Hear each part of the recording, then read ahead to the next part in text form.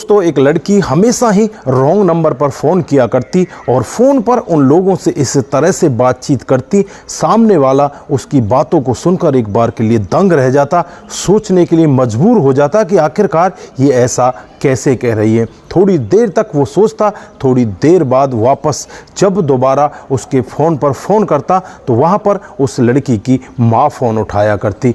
दोस्तों क्या था पूरा मामला, किस तरह से वो लोगों से बातचीत करती थी और क्या उस लड़की का मतलब होता है, क्यों वो लोगों को फ़ोन किया करती है। दोस्तों अगर आप भी पूरी कहानी के बारे में जानना चाहते हो तो वीडियो को ज़रा सा भी स्किप ना करें। दोस्तों बड़ी ही रोचक, बड़ी भावुक कर देने वाली कहानी है। दोस्तों लास्ट तक ज़रूर देखें। आगे बढ़ने से पहले हमारी वही रिक्वेस्ट कि जो हमारे चैनल के साथ नए हैं कृपया करके चैनल को फॉलो कर लें, बेल आइकन को ज़रूर प्रेस करें। नमस्कार, जय हिंद। आप देख रहे हैं APH न्यूज़ राहुल रावत के साथ। तो दोस्तों आज की जो हकीकत की घटना आपको बताने जा रहा हूँ ये बिहार के बक्सर ज़िले की हकीकत की घटना है। यहाँ पर साधना नाम की एक औरत जो पड़ोस के ही गाँव में रहने वाले एक लड़के जिसका नाम राजू होता है उसके साथ उसकी शादी हो जाती है और शादी के कुछ दिन बाद ही उनको एक बहुत सुंदर बेटी हो जाती है। बेटी का नाम परी होता है। दोस्तों परी अपने पापा से बहुत ज़्यादा प्यार करने लगती है।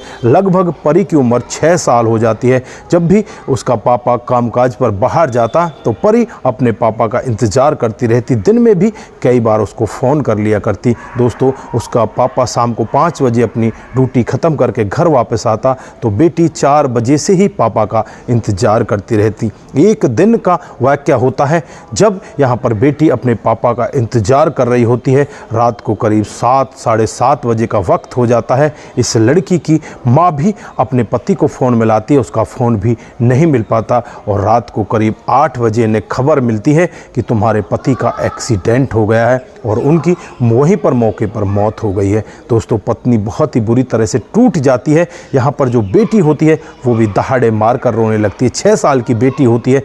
उस बच्ची को ये नहीं बताया जाता कि तेरा पापा अभी आया नहीं है, वो आ जाएगा। उससे यही कहा जाता है कि तेरे पापा काम से चले गए हैं, वो जल्द ही आ जाएंगे। दोस्तों वो बच्ची रोती रहती है और उस बच्ची को बिना दिखाए हुए उसके पापा का दाह संस्कार करा दिया जाता है। दोस्तों बच्ची यहाँ पर इस तरह से परेशान होती, रात दिन रोती रहती। दोस्तों यहाँ पर जो महिला होती है वो भी बहुत ज़्यादा दुखी हो जाती है। उस बच्ची को लेकर अपने मायके में पहुँच जाती है। वहाँ भी जो उस बच्ची के हम उम्र बच्चे होते हैं वो उससे कहने लगते हैं कि तेरे पापा तो मर चुके हैं, लेकिन वो लड़की विश्वास ही नहीं करती। वो कहती है कि मेरे पापा नहीं मरे, मेरे पापा वापस आ जाएंगे। वो अपने पापा के नंबर पर बार बार फ़ोन मिलाती लेकिन उसके पापा का नंबर स्विच ऑफ होता। अब यहाँ पर जो इसकी मम्मी होती है वो भी बहुत ज़्यादा परेशान हो जाती है और परेशान होकर उस फ़ोन में से इस लड़की के पापा के नंबर को डिलीट कर देती है और डिलीट करने के बाद अब इसको बस अगले 2-3 अक्षर याद थे, पिछले 2-3 नंबर याद होते हैं। अब उन्हीं नंबरों से ये फ़ोन मिलाने लगती है। दोस्तों ऐसे ही रॉन्ग नंबर पर फ़ोन मिलाती और सामने वाला अगर कोई लेडीज़ होती तो उस फ़ोन को काट दिया करती और अगर कोई वहाँ पर सामने वाला व्यक्ति होता तो उससे बात किया करती और उससे कहती कि पापा क्या आप मर गए हो, क्या आप वापस नहीं आओगे, मैं आपका इंतज़ार कर रही हूँ,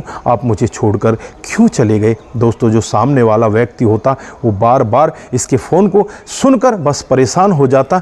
कई बार तो कोई व्यक्ति वापस भी फ़ोन कर दिया करता, नहीं तो ज़्यादातर रॉन्ग नंबर कहकर इस फ़ोन को काट दिया करते कि बेटा ये रॉन्ग नंबर है, इस नंबर को हम काट रहे हैं। दोस्तों एक दिन एक नंबर इसका इस तरह से मिलता है, वो नंबर सचिन का जाकर लगता है जो मुंबई का रहने वाला होता है। जब सचिन फ़ोन उठाता है तो सामने से एक छोटी सी बच्ची फ़ोन पर कहती है कि पापा क्या आप मर गए हो। तो यहाँ पर सामने वाला कहता है कि नहीं नहीं मैं तो जिंदा हूँ। तो ये कहती है कि फिर लोग बात क्यों कहते हैं कि आप मर गए हो, पापा आप आते क्यों नहीं, आप हमारे पास आ जाओ, मैं आपका बहुत इंतज़ार कर रही हूँ, मम्मी भी आपका इंतज़ार कर रही है, आप आते क्यों नहीं, प्लीज़ पापा आप आ जाइए। दोस्तों यहाँ पर सचिन थोड़ी देर के लिए सोच में बैठ जाता जाता है कि यार ये किस तरह की बच्ची है, किस तरह से बात कर रही है। तो यहाँ पर सचिन उससे पूछने लगता है कि तुम्हारे घर में और कौन है। तो बच्ची बताने लगती है कि मेरी मम्मी है, वो अभी सो रही है और मैंने पापा को फ़ोन मिला दिया है। तो पापा क्या आप मम्मी से बात करोगे? तो यहाँ पर सचिन कहता है कि ठीक है, अपनी मम्मी से बात करा दीजिए। उसके बाद सचिन यहाँ पर उसकी मम्मी से बातचीत करने लगता है और कहने लगता है कि आपकी बेटी तो इस तरह से बहुत ज़्यादा परेशान है, आपके साथ में हुआ क्या है? तो यहाँ पर जिस लड़की की मम्मी होती है वो फ़ोन को काटने लगती है और यहाँ पर सचिन कहता है कि आप बताइए तो सही हुआ क्या है। तो वो लास्ट में ये कहकर काट देती है कि मैं 2 घंटे के बाद आपके पास फ़ोन दोबारा करूँगी।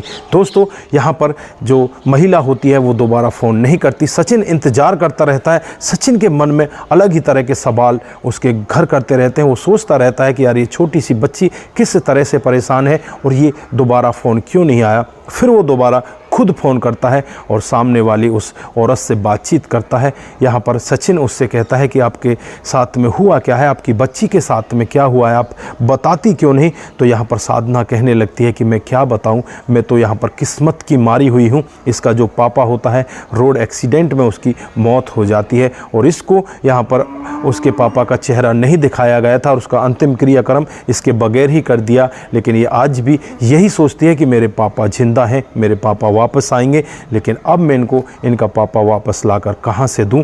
अब ये मेरी बेटी बहुत ज़्यादा परेशान हो चुकी है। तो यहाँ पर सचिन कहने लगता है कि मेरी बात इस बच्ची से कराइए, परी से मेरी बात कराइए। उसके बाद परी से बातचीत होती है। परी से कहता है कि बेटी तू टेंशन ना कर, मैं जल्द ही तेरे पास में आऊँगा। दोस्तों इस तरह से ये बातचीत हो जाती है और यहाँ पर साधना से भी सचिन कहता है कि आप टेंशन ना करो या आप बुरा ना मानो, तो मैं यहाँ पर इसका पापा बनकर इससे बातचीत कर सकता हूँ। तो यहाँ पर साधना कहने लगती है कि आप कब तक इससे बातचीत करोगे और कब तक हम झूठ के सहारे इसको जिंदा रखेंगे, झूठ के सहारे कब तक लेकर चलेंगे।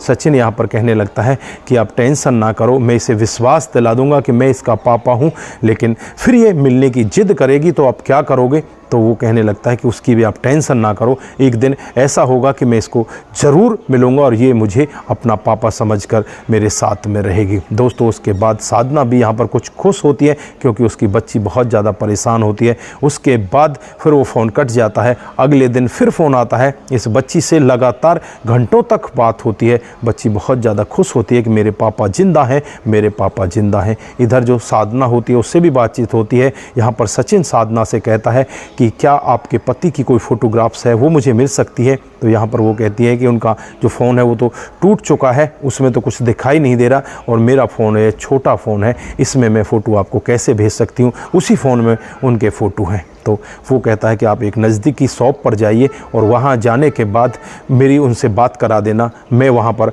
बात करके आपको एक फ़ोन दिला देता हूँ। पहले तो वो मना करती है, लेकिन यहाँ पर सचिन उससे बहुत ज़्यादा कहता है, रिक्वेस्ट करता है, तो वो मान जाती है। फिर वो दुकान पर पहुँच जाती है और वहाँ से एक फ़ोन ले लिया जाता है। जो उसका डाटा होता है उस नए फ़ोन में ट्रांसफ़र कर दिया जाता है। उसके बाद जो यहाँ पर अपना पति होता है साधना का, उसका फ़ोटो वो सचिन को भेज देती है। दोस्तों सचिन और उसमें ज़मीन आसमान का अंतर होता है। जो यहाँ पर सचिन होता है उसकी उम्र लगभग 25 साल होती है और जो राजू होता है उसकी उम्र लगभग 28 से 30 साल होती है। वो सांवला होता है, उसकी दाढ़ी बड़ी होती है, लेकिन यहाँ पर जो सचिन होता है वो बहुत ही सुंदर होता है। फिर ये यहाँ पर अपनी दाढ़ी बढ़ाने लगता है, कहता है कि मैं कुछ दिन में वापस आऊँगा। यहाँ पर जो परी होती है उससे भी बातचीत करता है। परी बहुत ज़्यादा खुश होती है, कहती है कि पापा आप जल्दी आ जाइए। लोग बाग यही कहते हैं, मेरी नानी भी यही कहती है और भी लोग बाग यही कहते हैं कि तुम मर चुके हो, मुझे विश्वास है तुम मेरे पास ज़रूर आओगे। फिर ये दोनों बातचीत करते हैं। यहाँ पर साधना से भी सचिन बातचीत करता है और कहता है कि मैं 15 दिन के बाद यहाँ पर रात को करीब 9:30-10 बजे आपको पास पहुँचूँगा। दोस्तों ये मुंबई में रहता है और ये बक्सर बिहार में रहती हैं। दोस्तों फिर ये वहाँ से ट्रेन पकड़कर बक्सर बिहार पहुँच जाता है और रात को करीब 9-9:30 बजे के करीब साधना के कमरे पर पहुँच जाता है। वहाँ जब बेटी अपने पापा को देखती है तो देखकर उससे लिपट कर रोने लगती है और रोते हुए कहने लगती है कि पापा आपने बहुत टाइम लगा दिया। और जब बल्ब वहाँ पर जलाया जाता है तो चेहरे को देखकर कहने लगती है कि पापा आप तो बदल चुके हो, आप तो नए पापा बन चुके हो। तो यहाँ पर जो सचिन होता है वो कहने लगता है कि बेटा मैं ऐसी जगह पर रह रहा हूँ जहाँ पर लोग बिल्कुल सांवले से भूरा हो जाते हैं, वहाँ पर बहुत ही अच्छे से लोगों का ख्याल रखा जाता है। मैं बेटा इस तरह से वहाँ पर बदल गया, बहुत ही अच्छी मेरी वहाँ पर जॉब है, इसलिए मैं यहाँ पर इस तरह का हो चुका हूँ। बेटी एक बार विश्वास नहीं करती, लेकिन बातचीतों में वो इस तरह से उलझ जाती है। बेटी फिर उस पर विश्वास करने लगती है। अगली सुबह जब होती है तो यहाँ पर बेटी कहने लगती है कि मेरे पापा तो लाखों में एक है, मेरे पापा तो बहुत ज़्यादा सुंदर हो चुके हैं। इधर जो साधना होती है अपने मायके में फ़ोन करती है और अपनी ससुराल में जो इस लड़की के दादा दादी होते हैं उन सबको बताया जाता है कि इस तरह का मामला हो गया है, एक लड़का हमारी इस तरह से मदद कर रहा है। दोस्तों सभी लोग वहाँ पर पहुँच जाते हैं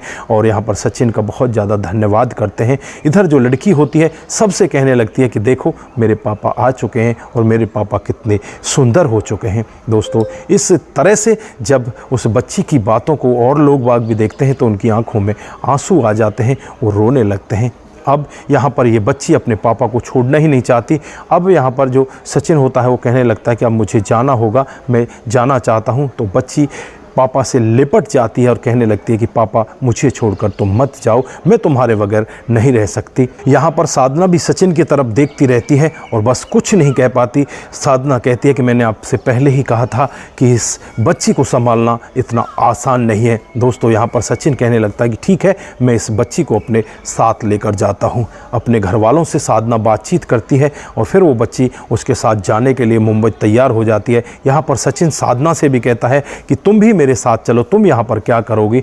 तो यहाँ पर साधना कहने लगती है कि मैं तुम्हारे साथ कैसे जाऊँ, वहाँ पर मैं कैसे रहूँगी, यहाँ पर मैं इधर उधर मजदूरी करके अपना गुजारा कर लूँगी। मेरी बेटी को आप ले जाओ, इसे खुश रखो, उसी में सबकी भलाई है। दोस्तों यहाँ पर जो सचिन होता है उस बच्ची को लेकर अपने परिवार के पास पहुँच जाता है और परिवार के लोगों के साथ वो बच्ची बड़े आराम से रहने लगती है, सबके साथ एडजस्ट हो जाती है। दादी को दादी कहती, दादा को दादा कहती, सब परिवार के साथ इतने अच्छे से रहने लगती है। वहाँ पर उनका कामकाज अच्छे से चलने लगता है। अब इस बच्ची को भी अपनी माँ की याद आने लगती है। इधर जो सचिन होता है उसका लगाव भी यहाँ साधना से हो जाता है, वो भी साधना से लगातार बातचीत करने लगता है। और एक दिन साधना के पास फ़ोन किया जाता है, उससे कहा जाता है कि तुम्हारी बच्ची तुम्हें बहुत याद कर रही है, तुम्हें भी यहीं पर आना चाहिए, तुम यहीं आकर कामकाज कर लेना, हमारे परिवार के साथ रहना। दोस्तों उसके बाद जो साधना होती है वो भी वहीं पर सचिन के घर पहुँच जाती है और वहीं पर वो अपना कामकाज करने लगती है। सचिन यहाँ पर चाहता है कि मेरी शादी